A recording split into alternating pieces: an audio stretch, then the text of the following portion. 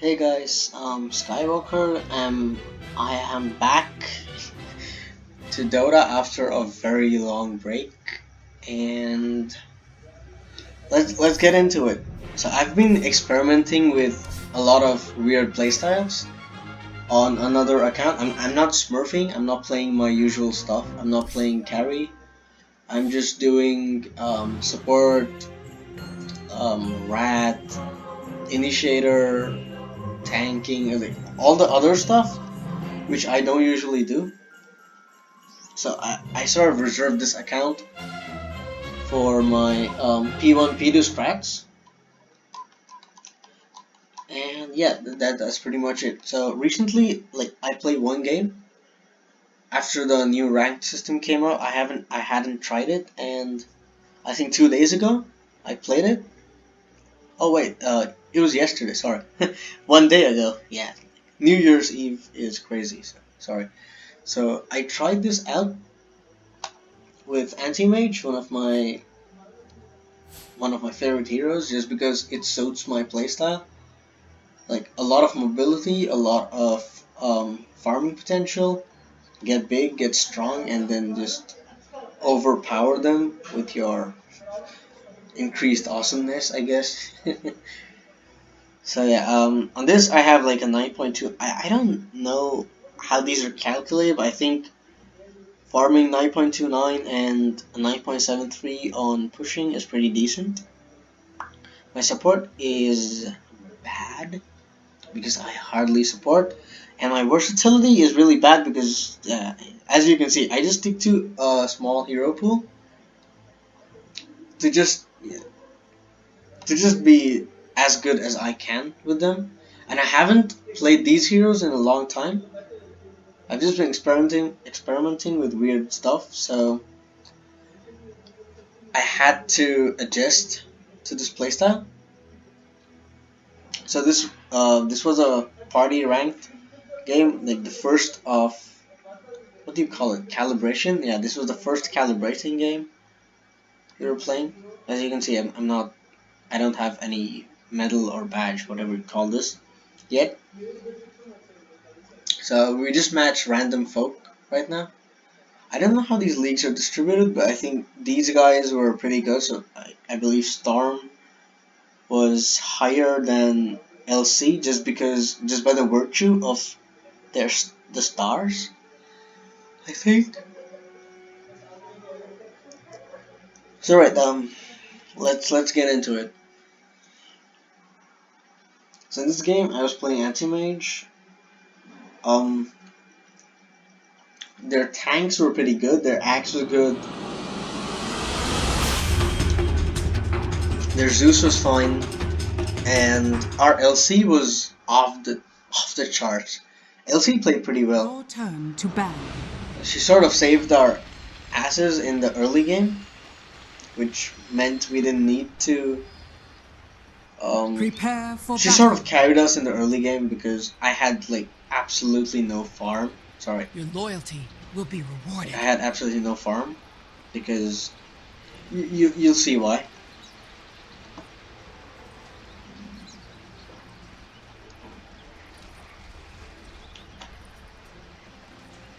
"30 seconds to battle." I think we can just skip.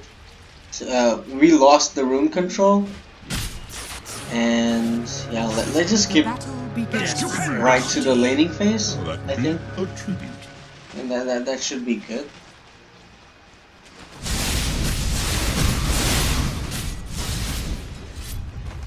Okay, 1.5x should be fine. So this is me adjusting to the anti-mage again. I haven't played it in a while, and I'm not used to the exact timings of the attack animation and the damage output, so I lost a lot of last hits in the early game. So a few blunders at first, and which did cost me the lane, like pretty harshly.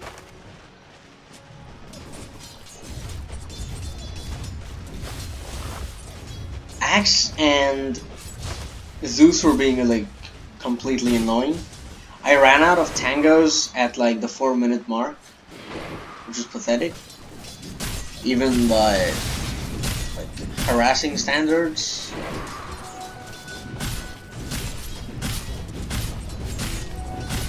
So out of regen, really quick. I tried to deny, but no. Middle is missing.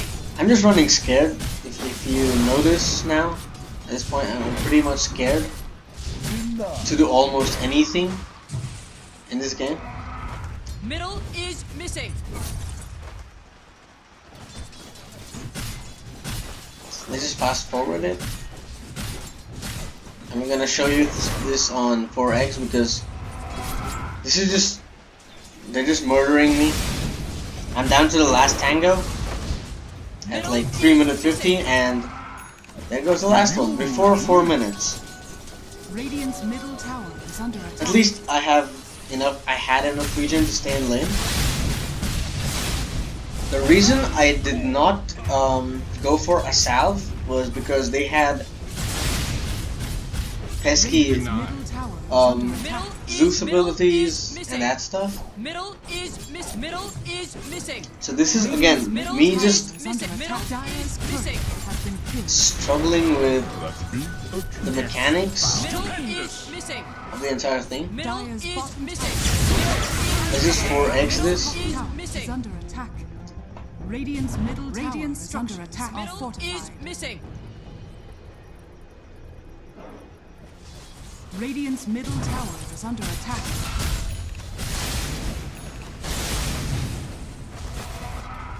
Middle is missing. Middle is missing. Radiant's middle tower is under attack. Middle is missing.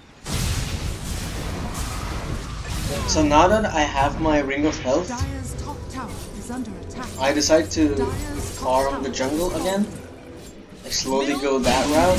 Tower is under attack.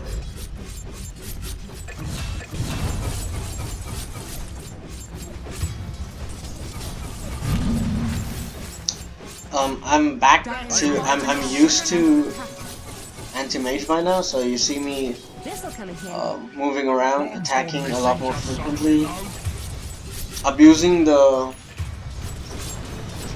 move hit thing because hey, Dire's middle tower you gotta farm fast, right? is under attack. Radiant's top tower is under attack. Bottom tower has fallen. I just ran away because I don't wanna feed right there. 'Tis mine. I didn't pull it far enough, so it didn't stack over there. But again, I wasn't sure I could have farmed the stack. I just had power treads, and I wanted to stay high health, just because they could just come and gank me really fast. Is under attack. Fortified. On Dire, what I like to do is like from the tier 2 For the twin. to tier 1, like the enemy tier 1, I just block it off as my own territory and ask my team to not clear those camps if at all possible, so I can do my practice rotations, like my farming rotations. Missing middle. If I haven't told you already, the Witch Hunter is like my favorite AM set, and that's what I'm using right now in this game. I don't know, it just looks a lot like what AM should look like, and it just goes with it. It's perfect, if that makes any sense. Again, Zeus being super annoying, me and LC come together and I abandon her just because there's 3 heroes. She manages to take 2 down with her, but she ends up dying.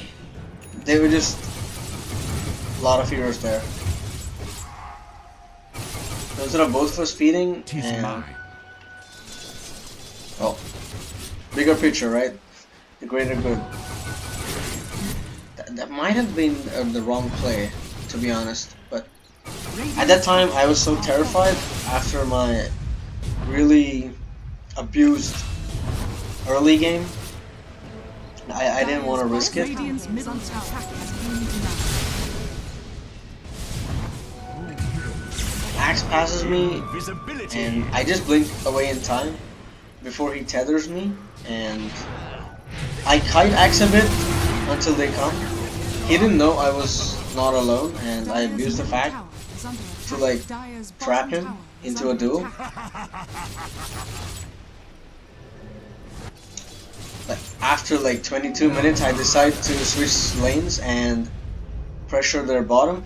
I believe I should have like stopped, like waited around to kill the tower, but if you can see, their entire team was missing,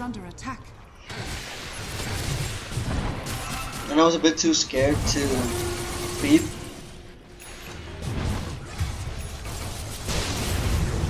Since I've already died in the early game, like an idiot. A tribute.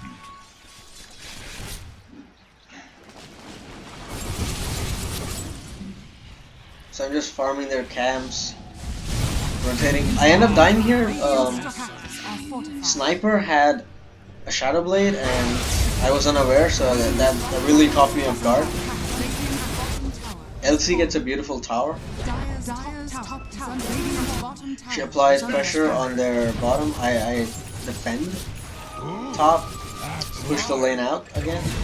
So I have my mana style and the battle fury, so I'm pretty much in perfect farming scenario, but I'm still not ready to, ready enough to fight. What I really need is the basher. So again, I continue my rotations.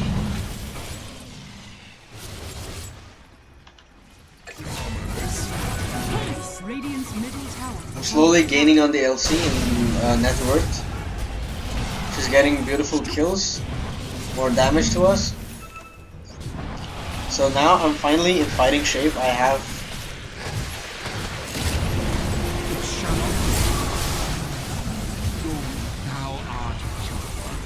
I didn't pursue axe at first because I was weak, but after 3 of my heroes, like my teammates, joined up, I wasn't afraid anymore. Sniper was annoying, so then I decided to go Battle Fury after I completed my Abyssal Blade. Just because Sniper was really annoying.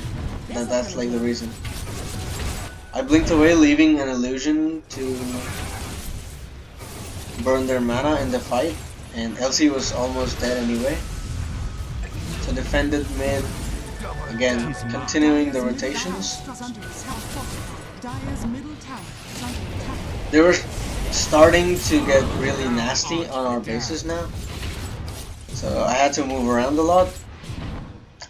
So I delayed the, what do you call it, the boots of travel, just because I really needed the evasion from Sniper's right clicks. Because he was at a point where it was starting to get a bit scary. Here is Zeus, and I'm battle ready, so I don't care, but they perma-stun me. And what happens to a perma-stunned Animage? You die. That's right. You just end up dying with it. That's alright. I believe that's my last death of the game. Yeah. So them managing to perma-stun me was, yeah, they did manage to pull that off. Dire's middle tower is under attack. The Legion is grateful. Radiant are scared.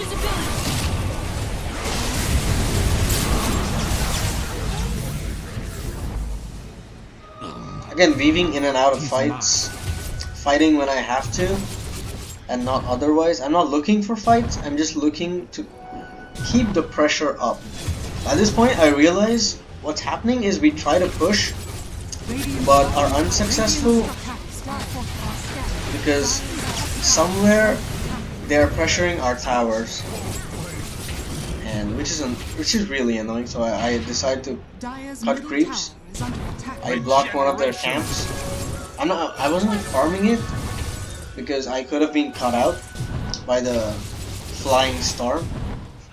That guy had like infinite mana by this point. You have to realize it's 40 minutes into the game. The storm is farmed, and yeah, he can pretty much come in, tether me, and I'm dead.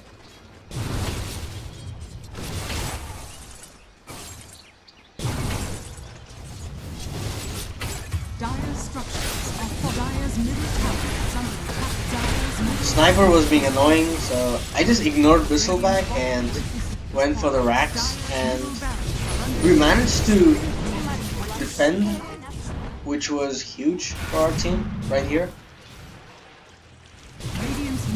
Right here we're noodling about. So going for the shrines before I push top, because I don't want them to backstab me. I let LC take the Aegis because she's gonna need it more, like, to be honest. She's gonna go in, attract everyone's attack. So the possibility of her dying are like way more than me. I managed to survive and then back to pressuring the lanes. Because that's one of the best things that anti-mage does. He just keeps the lanes pushed up because it's pretty much useless if for some reason you can't so if you win a fight at your tier 3 while you defend and you even wipe them completely, if you don't have creeps near their towers, you can't really do anything of the fight. You probably might get a Roche out of it, but if the Roshan is down, well, there's no objective value from winning the fight. It's just, fine, you defended, that's it. Congrats, go home.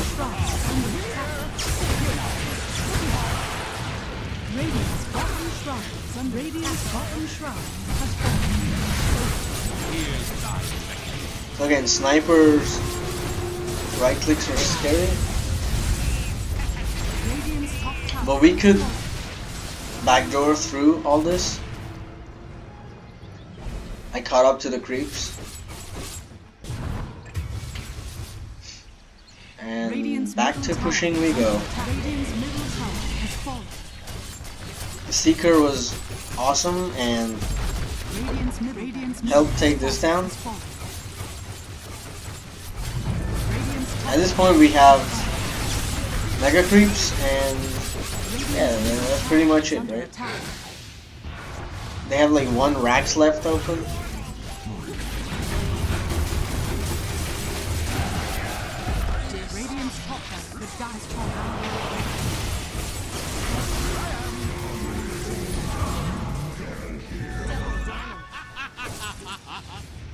Radiant's middle tower is under attack. Radiant's middle tower has fallen. So yeah, this is pretty much GG.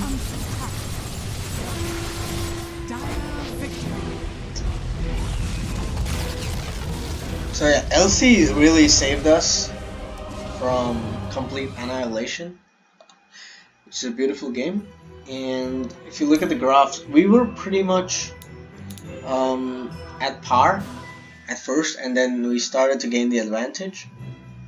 At the end, for some reason, the Radiant had a lot more experience than we had.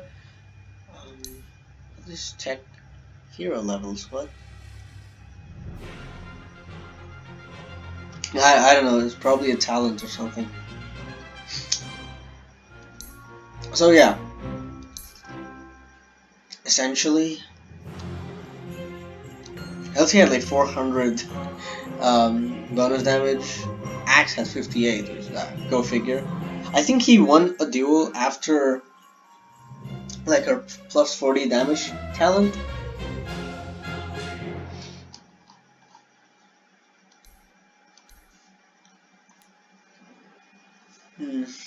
Let's analyze.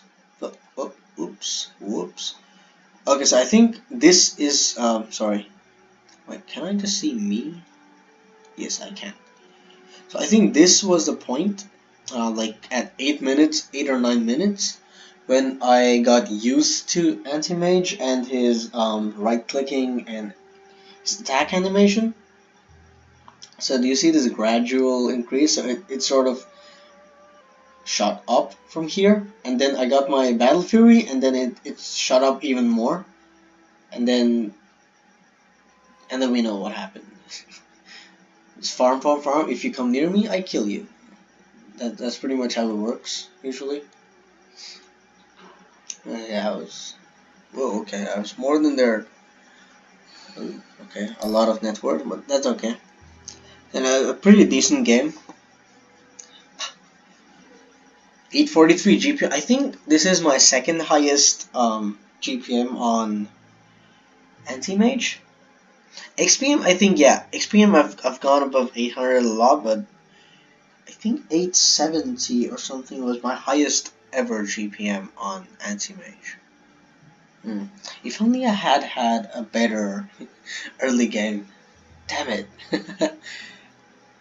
But yeah, the game would have been faster much, would have been over much faster had I gotten, I can't talk today, had I gotten a better start. So yeah, I wouldn't have got like 628 last hits if the game was 35 minutes long. But yeah, again, a nice game. I really like the 7.0 changes. I like the map. I like basically everything. What I really love about AM is the illusion, you know? The freaking illusions that come out after every time you blink. So what you can do is farm 2 cancel ones, delay enemy creeps, you just burn their mana for free, essentially for free.